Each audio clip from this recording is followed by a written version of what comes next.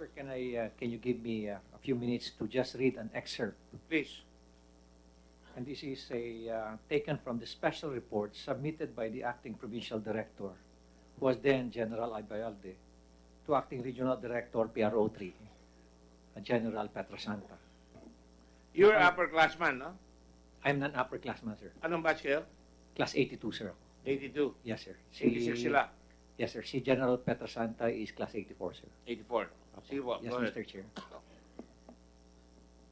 According to that special report, to quote, the operation was a result of a week-long surveillance and case build-up by members of PIB page stock of this office, Intelligence and Anti-Illegal Drug of the Pampanga Police Office.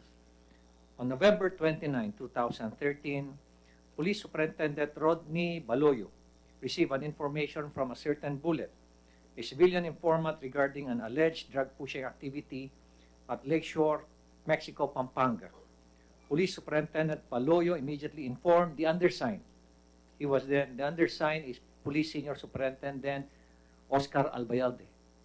About the said information, the undersigned immediately instructed subject PCO to conduct case build-up against the suspect and possible conduct of a bypass operation. Ibig sabihin, sir, well-informed, sir, yung provincial director. I myself was a commander. Although I never became a provincial director, I was a district commander. Pag may mga ganyan na, sir, na high-profile na operation, nakatutok ka na, sir, dyan. And blow-by-blow account, pinapadalang ka, sir, niyan. Blow-by-blow account, namomonitor mo. So, ako, sir,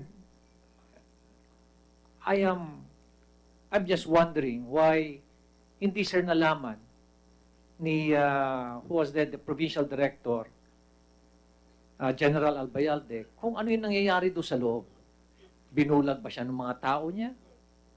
Hindi ko, sir, alam. Pero the SOP, the standard operational procedure is almost every 30 minutes, 1 hour, lalo-lalo na pag may nakuha ng talagang high-profile na significant na staff, nag-feedback na yung kanyang team leader doon sa provincial director. And during that time, sir, nakami, sir, nila General Bato, when he was my provincial, he was my chief PNP, and I was the number 3 in the Philippine National Police and chairman of the Oversight Committee. Ang pinag-usapan, sir, namin lagi is, kailangan natin, sabi niya, sir, sa akin, sir, kailangan tulungan mo ako, nalinisan, sir, natin ang ating bakuran. Sabi ni General Bato sir, sa'yo? ni Senator Bato sa akin. Oo. So, yun, sir, ang kwan namin. Talagang kailangan, sir, natin, before we launch a very extensive and aggressive campaign, maglinis muna tayo ng bakuran. So, I'm just wondering, sir, why in this particular case, naging selective tayo sa paglinis ng bakuran. Considering the fact, sir, looking at the gravity of the offense, bakit natin pinayagan na gano'n na lang? Na unang-unang, naging demotion na lang. Pangalawa is, recently, saan ba, sir, assign itong mga tao na to? One is even a chief of police. Yung iba, sir, nasa intelligence community. Are we really, if I may ask the Philippine National Police, are we really determined to really, come up with a really aggressive campaign against drugs? Pag nandito naman na selective tayo sa mga tao natin. Thank you, sir. General Albayalde, when you got that report, when was the first time you got that report? I have the affidavit here. When was the first time you got that report? That there was drugs. That was in the afternoon, sir. That was in the afternoon. So that was the first time? That's what's in the afternoon. Remember the report, sir. When we make reports, of course, we have to do it properly. In any police operation, there's always that presumption of regularity. Now, it seems that we all hide from that presumption of regularity. So tell me about it, okay? Yes, sir. All right. Yes, sir. So, Sanay na let ako me dyan. once, Your Honor, let me again, bring back the issue on we are like seemingly that we are being blamed on the problem on illegal drugs now. As I've said earlier, and I will repeat Di it ba again. part of the trabaho yan? Yes, sir. Kasama sa trabaho yan pagka Yes, sir. hindi nahuli, kaya Yes, sir. sisisihin. Yes, sir. Yes, sir. Dapat gawin ang So, trabaho. my question is, bakit po ganito kalaki ang problema natin sa illegal na droga? Where in fact, there were people there like General Magalong. He was the CIDG then. He was the director of the IDM. He could have done everything. He could have done everything with all his power, with all his authority to address this matter also. And now we're as if we are being blamed. Again, I bring back the issue when these people were supposed to be dismissed 2014. Back in 2014, the General Magalong was still the DIDM. He could have followed up You wanna these answer people. that, General And until Magalong? now, after 6 years, this came issue again. No, hindi ko po alam kung anong gustong ipalabas ni General Magalong, sir. But as I've said, we have papers here that we are really dead serious in our campaign against illegal drugs, in our campaign against scalawags in uniform. I really do not know kung ano pa po ang gusto naming ipalabas sa inyo, sa publiko, kung ano pa ang dapat naming sabihin dito. I have nothing else, Your Honor, but ito po ay ito ang ginagawa namin, and this all started during the time of Senator Bato. I just intensified this, Your Honor. Why are we being blamed now for the... Excuse me. We asked Senator Frank and I bakit tumagal ito. General Magalong, it's a legitimate question. Bakit tumagal yung report ninyo? Bakit nando kayo, hindi nyo pa sinabi ito? Mr. Chair, I was the director CIDG. for the IDM. After CIDG, I was assigned as the IDM. And as the IDM, you're basically looking at all the investigation and detection and investigation of all the units of the Philippine National Police. I cannot simply, be very specific on one particular thing because you have to be looking at the big picture. No? And during that time, I was keep on following up. Ano na nangyari doon sa kaso nung case ni Superintendent Baloyo? At nagtataka, sir, kami, nabibigyan ako ng feedback na doon sa criminal case, we were concentrating on the criminal case. Sabi, sir, wala pang action ang Department of Justice. Ako, sir, di ko na, sir, tinutukan yung administrative case for the simple reason that it's already in the hands of the regional director. Bakit ko pa, sir, papakailaman yun? When did you find out that they were dismissed? That was the Sir, after, when I, siguro, sir, mga a few months, siguro, sir, mga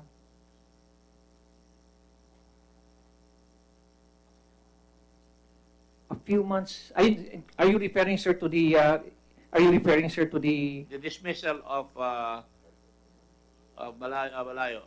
Sir, I only knew about it when I retired, sir. Kasi hindi ko na, sir, na-follow up yung yung dismissal order.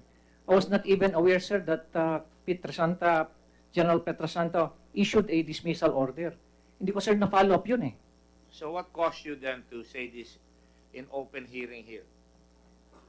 By the way, for everybody's information, General Magalong and I did not talk. He was supposed to talk about the connection of drugs inside the jail and the factual situation there na may mga nangyayari doon. And then you came out with that. Kinikim-kim mo ba yan? Matagal na?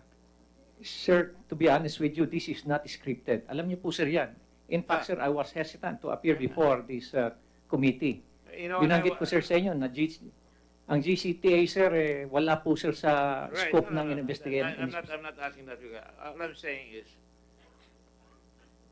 if you are inside the police department or the police system, let's say even the PMA, alam mo nagkakaroon ng hazing. Dito, alam mo nagkakaroon ng drugs. Hindi ka makalabas. Because tatamaan mo yung mga kabaro mo, kamista mo, kabatch mo. Was that your feeling? Sir, can I just be clarified with your question? My question is, pareho rin kay, I'm just trying to speculate, no? Bakit nagdidebate kayo pag kami nahuli, limbawa si General Aquino, sasabihin ng iba, walang drugs dyan. And I had to take the Senate Blue Ribbon to find out that there was actually drugs. And that Asherto took a long while. And now he's gone.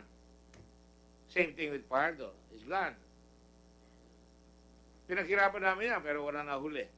So, ang nakikita ko, are people conflicted? The good guys inside the police department, if any, wants to report, pero sabi siya, wag na pare, baka masabit ka pa dyan, mapapabayaan ka, iiwanan ka dyan, papahamak ka dyan. Ganun tayo mga Pilipino. We just accept. Yeah. You are not accepting at the time, or did you accept it? Sir, if you, let us go back, sir, dun sa hearing. Sir, if you notice, sir, I did not even expect, sir, na magtatanong, sir, sa akin si Senator Drilon sa akin, nung ganun tanong, that are there still officers who are involved or in the active service? And that, sir, nag-react, sir, nag-react immediately ako na, yes, but I will only reveal it during an executive session. In other words, it was spontaneous. It was very spontaneous, in sir. the same manner that he asked General Aquino, meron pa ba? Sabi ni General Aquino, meron pa. So in other words, in the confines of the Senate office, pag nagtanong sa inyo, pagkakataon na sabihin natin, or maybe, yeah, I'm sick and tired of it. I'm not going to take it any longer. It's unfair. It's not fair for the Filipino people.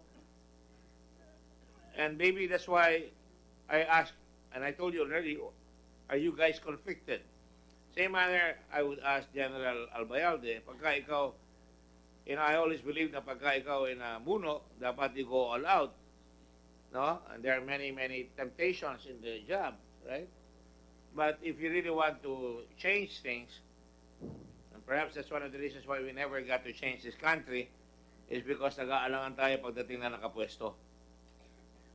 Ba, sa Bucor, inawa kami yung Bucor, kaya nga sabi namin, kailangan bantayan ng Secretary of Justice. Pag naglagay ka sa Bucor, dapat talaga seryoso, meron kang plano, 1, 2, 3, 4, 5. Everybody wake up early, nagmamarcha, lahat yan. Ganun rin sa police. Para mawala yan, don't tell me, oh, I created this unit, yung mga high-value targets. The long and the short of it is, you are there to protect the public. You are there to make sure that crime does not happen. You take a bite out of crime. You look at the problems, ang daming pinapatay ng motorcycle killings, ang daming drugs. What are we doing to address it? Really? That's what everybody's asking out there. If I showed you all the text messages that I get about this investigation, magugulat ka, talagang galit ang tao. That's why I have to echo their passion. Senator Dillon, Senator Lacson, sa kanya, ipitray siya dahil PMA rin siya, no? Senator Soto, if he had his way, tanggal kayong lahat. Palitan lahat. Because contaminated. Go ahead, please. Yes, once again, Your Honor, thank you very much. Again, I challenge Mayor Magalong during the 2014. Now he's saying that earlier he was so emphatic that this case is so widespread and all the drugs flourishing in Pampanga. How come when he was the DIDM, he did not follow up the cases of these people when they were supposed to be dismissed in 2014 and 2015 when he had all the time? And with regards to doon po sa sinasabi niya, like what you're saying, he might ask the same question about you. You're the provincial director. Why did you not do this to your people? I was relieved, Your Honor. It doesn't matter. It was, I was If I was relieved, I would say, I want to fix it, General. I want to fix it. I'm your provincial director. Nirelieve mo ako. I want to fix it. Give me a chance. I'll fix it. Well, that's not the way So how it is in the don't be Philippines. pointing Yes, fingers yes. because I just wanted to point that out, Your Honor, is because the factual situation is we all have a problem Yes. and we all have to put our heads together. And with regards to, of course, the punishing or disciplining, whether there are classmates or not, if you could remember, Your Honor, I even relieved one of my classmates in NCRPO during my time. That's the hardest part, probably the hardest part that I have to do in my career, to relieve your own classmate. Why is it hard? You live by the code. It's because this is what you're saying, Your Honor, that we do not favor anybody. If we see that this person are not working, are not delivering in the war on drugs, we relieve them. Okay, let me ask you another question then. Yung ginawa nitong si Baloyo, wala siya ni anong report na masasabi natin na pinaghandaan niyang kaso na yan. Wala siyang yung mga dapat gawin. Tama ba yan? well, the most that we can do, of course, is the review with the SOJ. Whatever the review will say, then we will implement the decision of the SOJ. Di ba Your after Honor. every operation, there should be an after-operation report? Yes, Your Honor. Oh, did you do things right? Did you do things wrong? Bakit nakalusot? Bakit ganon? Meron ba ganon kayo, General Ferro? I'm asking General Ferro. Yes, sir. Meron ganon? Yes, sir. Nag-operate kayo, hindi nyo nahuli. Mag-uusap kayo ulit, right? Critique, sir. We Ha? have debriefing. Yung critique, debriefing, ang tawag doon, di ba? Yes, sir. O, nangyari ba ito sa inyo? Major? For what I know, sir, we were investigated. Ang dalayo naman ang sagot mo.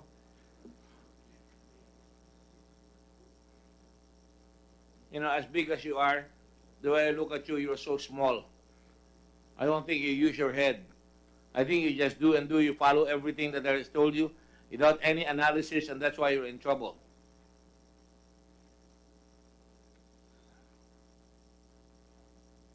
You know, when the general of the PNP, whom I really don't, I remember what I think, says na tingnan mo nga yan, General Magalong, Colonel ka ba nun? I was still when I was in CIDG, Mr. Chair, I was already two-star Colonel o general. General? Two-star general. Two-star General. Sinabihan ka ni policeman diyan? Ano sabi siya? Tingnan mo nga yan at mukhang nagkakotse yung mga yan, SUV, ang dami.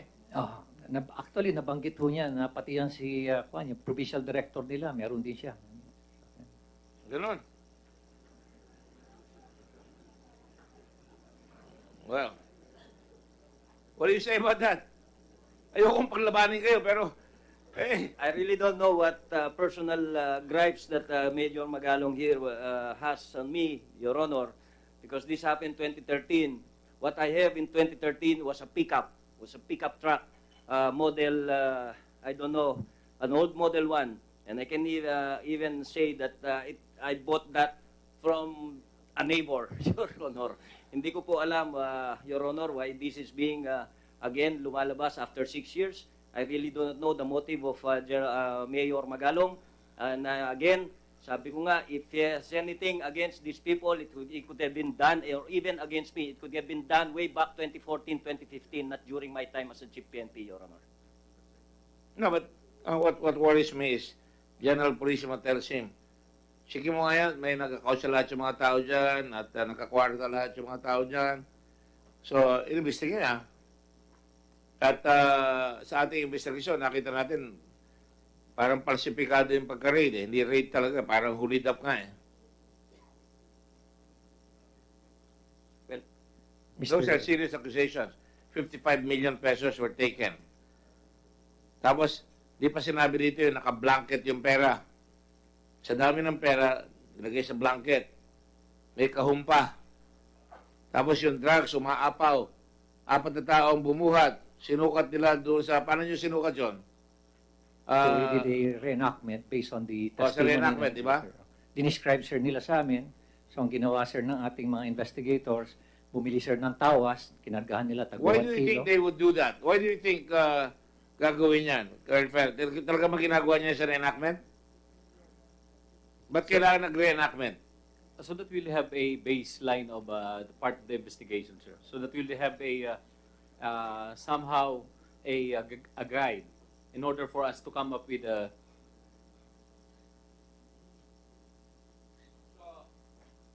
May nag-reenactment, so nakita talaga na may mga kakulangan.